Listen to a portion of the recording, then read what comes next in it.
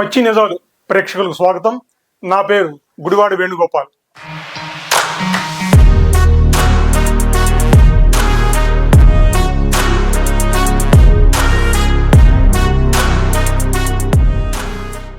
గత 7వ భాగానికి కొనసాగింపుగా ఇప్పుడు మనం 8వ భాగంలో కలుసుకున్నాం. అవిభక్త ఆంధ్రప్రదేశ్, తెలంగాణ రాష్ట్రం, ఆంధ్రప్రదేశ్ రాష్ట్రం ఉమ్మడిగా కలిసి ఉన్నప్పుడు అవిభక్త ఆంధ్రప్రదేశ్. ఇప్పుడు మనది విభక్త ఆంధ్రప్రదేశ్. అంటే మన ఆంధ్రప్రదేశ్ రాష్ట్రం నుంచి, ఉమ్మడి ఆంధ్రప్రదేశ్ రాష్ట్రం నుంచి తెలంగాణ విడిపోగా ఇప్పుడున్న ఆంధ్రప్రదేశ్ రాష్ట్రం. ఈ విభజన జరిగి 12 సంవత్సరాలైంది. నాడు తెలంగాణ రాష్ట్ర సాధనలో భాగంగా తెలంగాణ వాళ్ళు మన సీమాంతుల్ని ఎన్నో రకాలుగా విద్వేషపూర్వకంగా, అవమానకరంగా, ఏళనపరంగా ఎన్నో రకాలుగా మనల్ని అవమానించారు.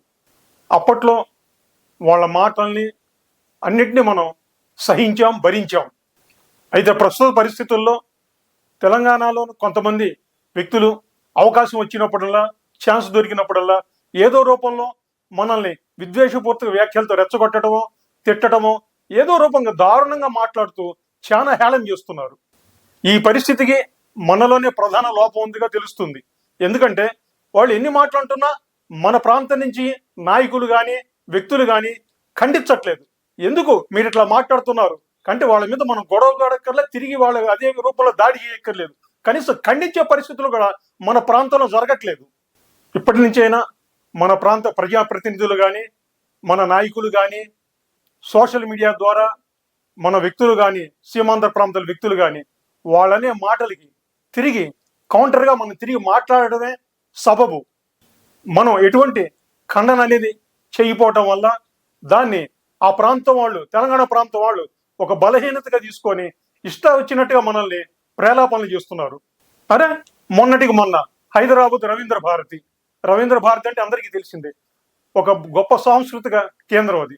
ఆ యొక్క ప్రాంగణంలో ఎస్పి బాలసుబ్రహ్మణ్యం గారు గాన గంధర్వుడు, వివిధ భాషల్లో 40,000 పైగా పాటలు పాడిన గొప్ప మహాగాయకుడు. కేంద్ర ప్రభుత్వం నుంచి పద్మశ్రీ, పద్మభూషణ్, పద్మవిభూషణ్ 3 అవార్డులు అందుకున్న మహాగాయకుడు. 2020 కరోనా మూమెంట్ ఫస్ట్ వేవ్లోనే ఆయన మరణించినప్పుడు మద్రాసులో ఆయన మరణించడం జరిగింది.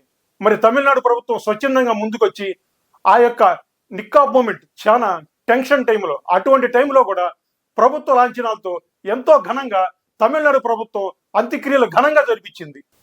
మరి అటువంటి మహాగాయకుడి విగ్రహాన్ని రవీంద్ర భారతి ప్రాంగణంలో తెలంగాణ ముఖ్యమంత్రి గారి చేతుల మీదుగా ఆవిష్కరణ జరిపే కార్యక్రమాన్ని ఏర్పాటు చేసుకుంటే, ఆ ఆవిష్కరణకి 2 రోజుల ముందుగా పృథ్వీరాజ్ అనే ఒక తెలంగాణ క్రాంతి దళట కొత్తగా ఆ వ్యక్తి ఊడిబడి ఆ యొక్క విగ్రహాన్ని అక్కడ పెట్టడానికి వీల్లేదు, ఆవిష్కరణ జరగడానికి వీల్లేదు.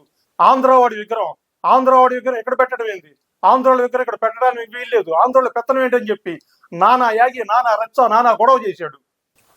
అంతేగాక ఎస్పీ గారి విగ్రహ ఆవిష్కరణ కార్యక్రమాన్ని అడ్డుకోవటానికి తెలంగాణ వాదులను కూడా కూడగట్టి ఒక ఉద్యమంలాగా నడిపాడు. ఈ రాద్ధాంతం అంతా తెలంగాణ ముఖ్యమంత్రి అయిన శ్రీ రేవంత్ రెడ్డి గారి దృష్టికి వెళ్ళింది. ఈ రాద్ధాంతం జరుగుతున్న సమయంలో ఆయన ఢిల్లీలో ఉన్నారు. మరి ఢిల్లీ నుంచి వచ్చి మరుసటి రోజు రావాలి, ఈ రాద్ధాంతాన్ని చూసి మరి ఎందుకులే అనుకున్నాడు ఆయన. ఢిల్లీలోనే ఉండిపోయి విగ్రహావిష్కరణ టయానికి ఆయన రాలేదు. ఈ పరిస్థితిని అర్థం చేసుకున్న ఎస్పి బాలసుబ్రహ్మణ్యం గారి విగ్రహ ఆవిష్కరణ కమిటీ సభ్యులు దీని పరిష్కారం కోసం తెలంగాణ రాష్ట్ర ఏర్పాటులో కీలక పాత్ర పోషించిన భారత మాజీ ఉపరాష్ట్రపతి శ్రీ వెంకయ్యనాయుడు గారిని రంగంలోకి దింపి ఆయన ద్వారా వెంకయ్యనాయుడు గారి చేత ఆ యొక్క విగ్రహాన్ని ఆవిష్కరణ గావించారు.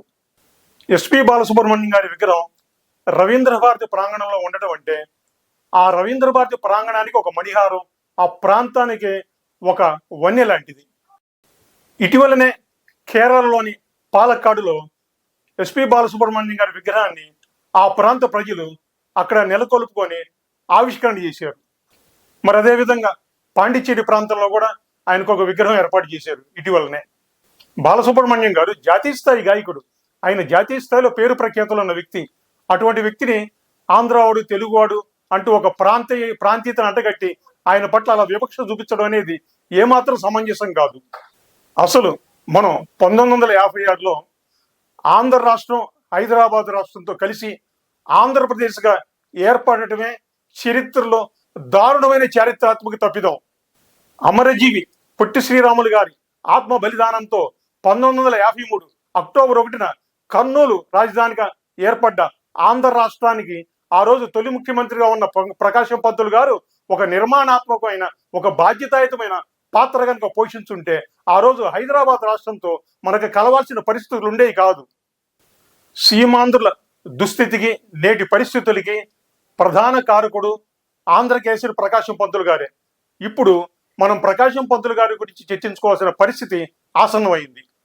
ప్రకాశం పంతులు గారి జీవిత చరిత్రలోకి వెళ్ళి అసలు ఆయన ఆంధ్రకేసరి ఎలా అయ్యాడనేది తెలుసుకుందాం. ప్రకాశం పంతులు గారు 1872 ఆగస్టు 23న ప్రకాశం జిల్లా వినోదరాయలపాలెం అనే గ్రామంలో జన్మించారు.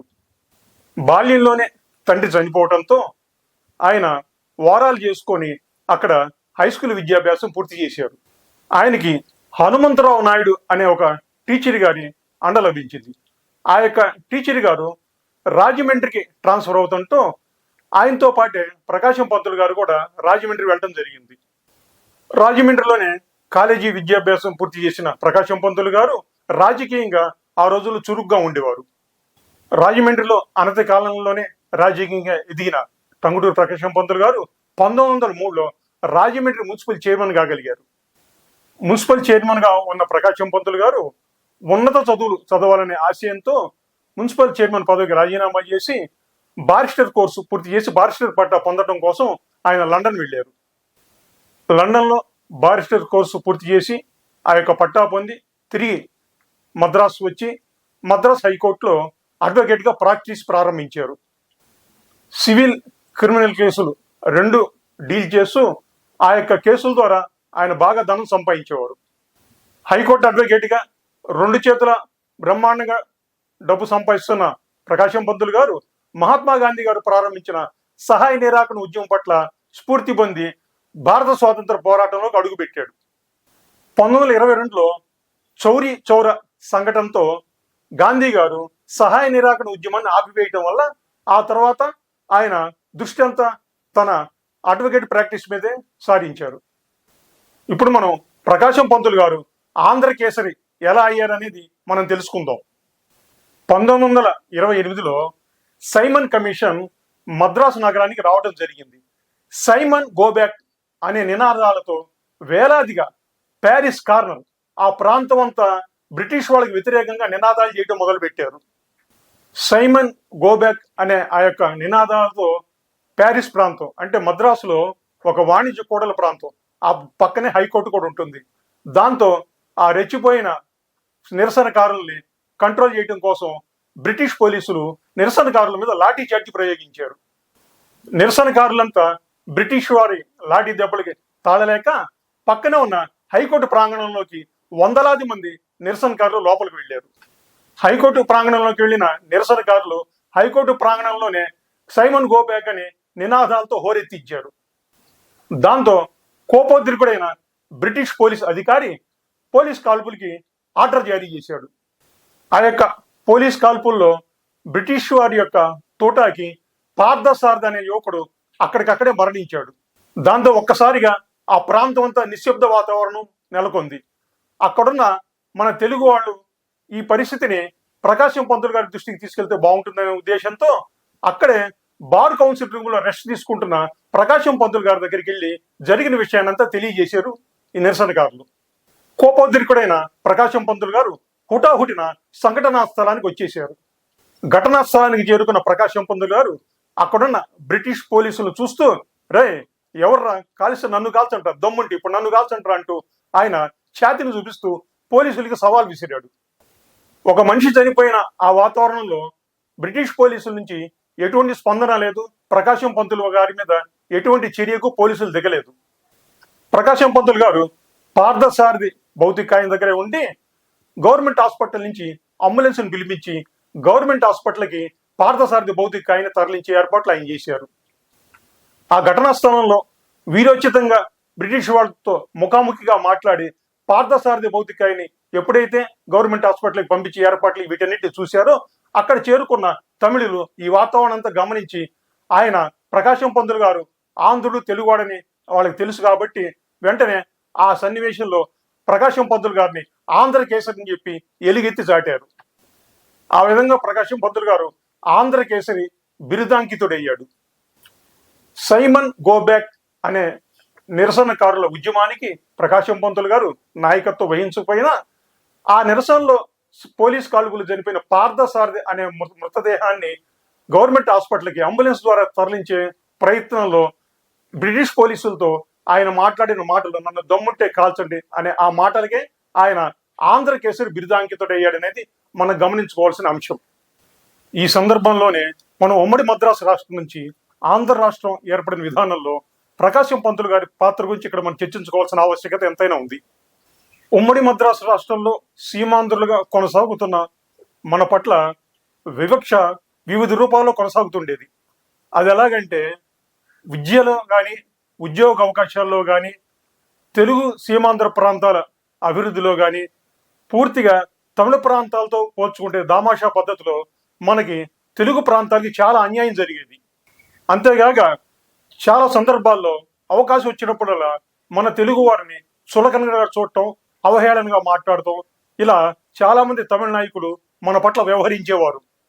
అప్పట్లో కర్ణాటక, కేరళ దామాషా పద్ధతిలో పోల్చుకున్నా కూడా ఆ ప్రాంతాలతో పోల్చుకున్నా కూడా దామాషా పద్ధతిలో మన సీమాంధ్ర ప్రాంతానికి అన్యాయం జరుగుతుండేది. ముఖ్యమైన పదవుల్లో కూడా నామినేటెడ్ పోస్టుల్లో కూడా పూర్తిగా సింహభాగం తమిళులే ప్రాధాన్యత వహించేవాళ్ళు.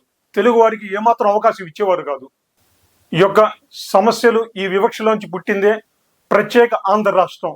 ఇక తమిళులతో కలిసి మనం కొనసాగాలేమనే నిర్ణయానికి వచ్చి ప్రత్యేకంగా ఒక ఆంధ్ర రాష్ట్రం రావాలనే డిమాండ్ ఆ రోజుల్లో ప్రముఖంగా ఉండేది. మద్రాసు నుంచి విడిపోయి ప్రత్యేక ఆంధ్ర రాష్ట్రం ఏర్పాటు చేసుకోవాలనే ఒక డిమాండ్తో ఆంధ్ర రాష్ట్రం మొత్తంగా సభలు సమావేశాలు జరుగుతుండేవి. నిడదవోలులో జరిగిన సమావేశంలో ఇట్లా మన ప్రత్యేక ఆంధ్ర రాష్ట్రాన్ని కోరుతూ చిన్న చిన్న సభలు సమావేశాలు పెట్టుకునే లాభం లేదు, ఒక ప్రత్యేక సమగ్ర కార్యాచరణ రూపొందించుకొని ఒక ఉద్యమ రూపంలో ఆంధ్ర రాష్ట్రాన్ని సాధించుకోవాలని నిడదవోలు సభ సమావేశం ఒక నిర్ణయం తీసుకుంది. ఆ నిర్ణయానుసారం అనుగుణంగానే 1913 మే 26వ తారీఖున గుంటూరు జిల్లా బాపట్ల, ఇప్పుడు బాపట్ల జిల్లా కేంద్రం బాపట్లలో ఆ రోజు ఒక అతిపెద్ద విస్తృత సమావేశం ఏర్పాటు చేయటం అయింది. దేశవ్యాప్తంగా ఉన్న తెలుగు వారందరినీ కూడా బాపట్ల సభకు ఆహ్వానించారు. కొండా వెంకటప్పయ్య గారు, దేశోద్ధారక కాశీనాథ్ విశ్వనాథ నాగేశ్వరరావు గారు పంతులు గారు, భోగరాజు పట్టాభి సీతారామయ్య గారు, గాడిచెర్ల హరిశరవతరావు గారు, ఈ పెద్దలందరూ కలిసి ఒక పెద్ద మహాసభను ఆ రోజు అక్కడ నిర్వహించారు. నాటి బాపట్ల మహాసభకు దేశవ్యాప్తంగా ఉన్న తెలుగు ప్రతినిధులు 800 మందిగా ఆ యొక్క మహాసభకు హాజరైనారు. అదేవిధంగా దేశవ్యాప్తంగా ఉన్న తెలుగువారు వేలాది మందిగా కూడా ఆ మహాసభలో పాల్గొన్నారు.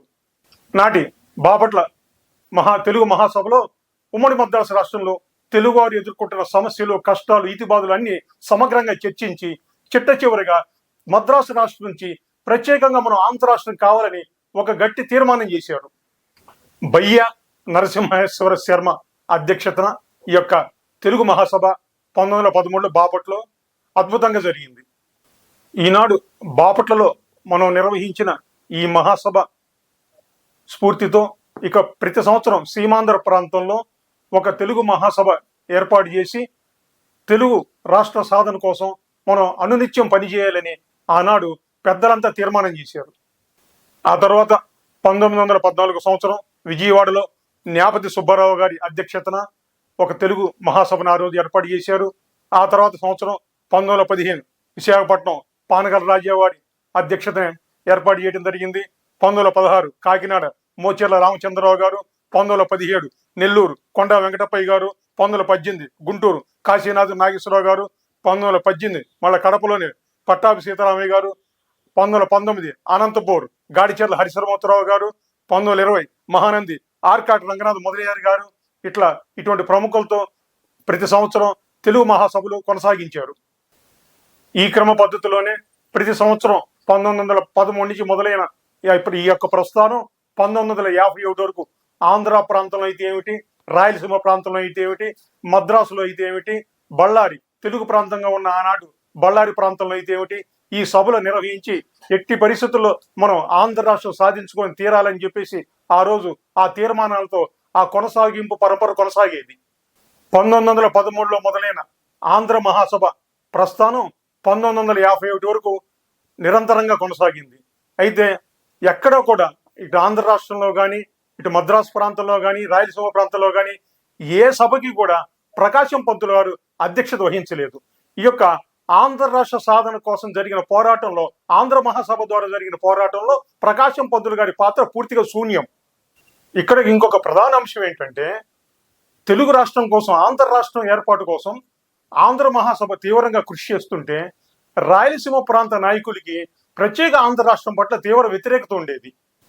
మద్రాసు నుంచి విడిపోవడానికి రాయలసీమ నాయకులకు ఇష్టం ఉండేది కాదు. ఎందుకంటే ప్రత్యేక ఆంధ్ర రాష్ట్రం మద్రాసు నుంచి విడిపోయి ఏర్పడితే భవిష్యత్తులో ఆంధ్ర నాయకుల పెత్తనం మన మీద ఉంటుంది, ఆంధ్ర పాలకులు మన పట్ల ఎలా వ్యవహరిస్తారో అంటూ వాళ్ళకి చాలా భయాలు, సందేహాలు ఉండేవి.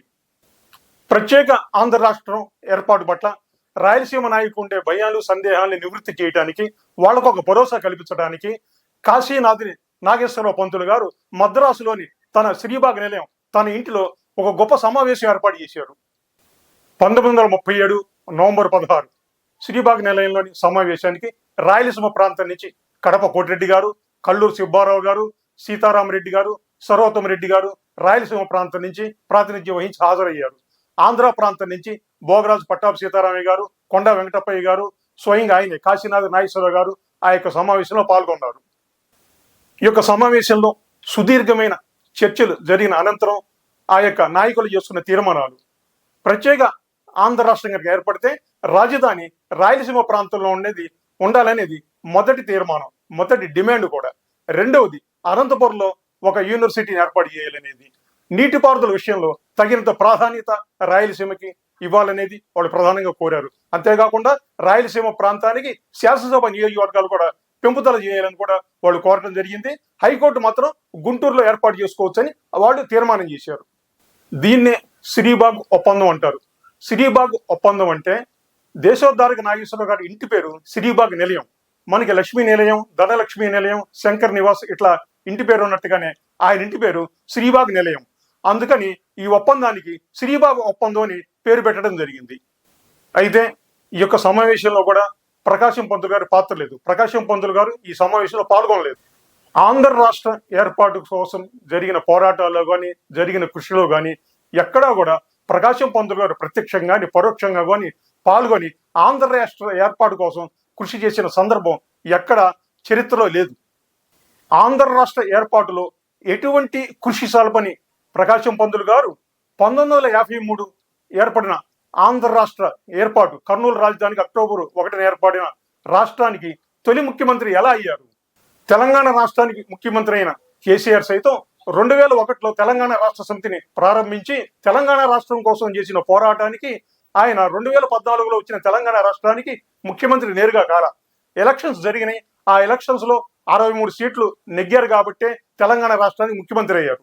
ఆంధ్ర రాష్ట్ర ఏర్పాటులో ఎటువంటి కృషి, ఎటువంటి ప్రయత్నం, ఎటువంటి పోరాటం, ఎటువంటి పాత్ర పోషించని టంగుటూరు ప్రకాశం పంతులు గారు ఆంధ్ర రాష్ట్రానికి తొలి ముఖ్యమంత్రి ఎలా అయ్యారనేది మనం 9వ భాగంలో తెలుసుకుందాం.